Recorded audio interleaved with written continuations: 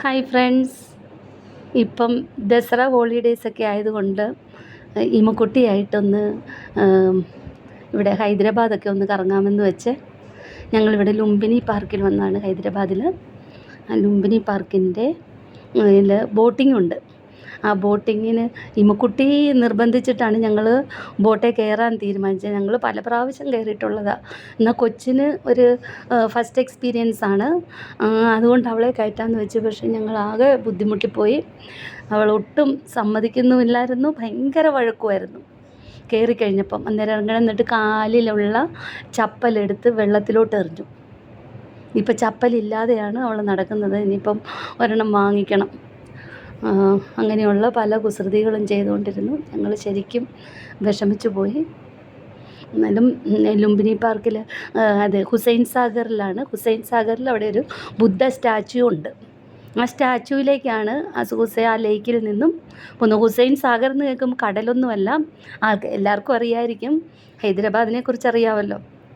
ഈ ഹുസൈൻ സാഗർ ഹൈദരാബാദിനെ രണ്ടായിട്ട് തിരിക്കും. ഒരു വശം സെക്കന്ദരാബാദും ഒരു വശം ഹൈദരാബാദും. ഇതിനെ ഡിവൈഡ് ചെയ്ത് ഇടയിലുള്ളതാണ് ഹുസൈൻ സാഗർ. അവിടെ ചെന്ന് അവിടെ ഫേമസ് ആയ ബുദ്ധ സ്റ്റാച്യുവിൽ ബോട്ടിൽ കൂടെ നമുക്ക് യാത്ര ചെയ്യാൻ പറ്റും. ഹുസൈൻ സാഗർ എന്ന് കേട്ടുകൊണ്ട് ഒത്തിരി നല്ല ഭംഗിയുണ്ട്. പക്ഷേ ഇവർ മെയിൻ്റനൻസ് ഒട്ടും പോരാ. അന്ന് വാട്ടറാണേലും ഭയങ്കരമായിട്ട് പൊള്യൂട്ടായിക്കൊണ്ടിരിക്കുകയാണ്. അതുപോലെയുള്ള പ്രശ്നങ്ങളൊക്കെ ഉണ്ട്. എന്നിരുന്നാലും നമ്മൾ പോയി ബോട്ടിങ് ചെയ്തു.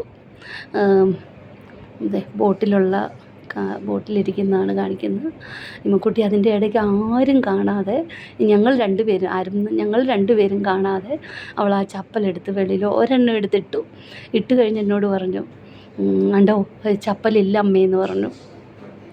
ഇനിയിപ്പോൾ എന്ത് ചെയ്യാനാണ്? വെള്ളത്തിൽ നിന്ന് ഇറങ്ങാൻ പറ്റുമോ? അതെ, ആ ബോട്ടിൽ ഇന്ന് കൊണ്ടുള്ള കാഴ്ചകളാണ്. ഭംഗിയുണ്ട്. പക്ഷേ അത്ര പോരെ, ക്ലീനല്ല.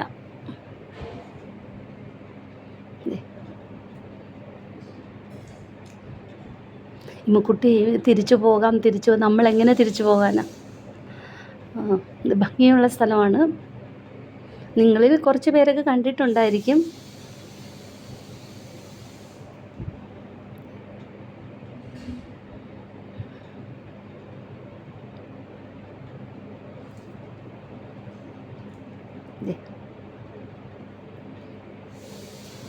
ഇതാണ് ഇമ്മക്കുട്ടിയുടെ ബോട്ട് യാത്ര.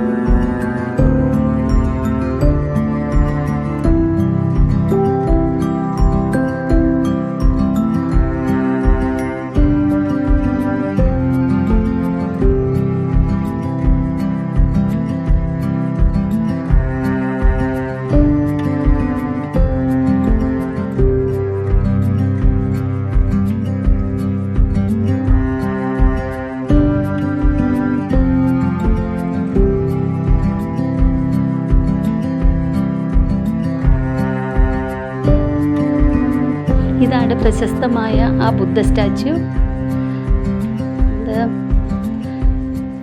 ഇത് വളരെ വർഷം പഴക്കമുള്ളതാണ്. ഇവിടെ നിന്ന് നോക്കിയാൽ സെക്രട്ടേറിയറ്റ് കാണാം, തെലങ്കാനയിലെ സെക്രട്ടേറിയറ്റ്.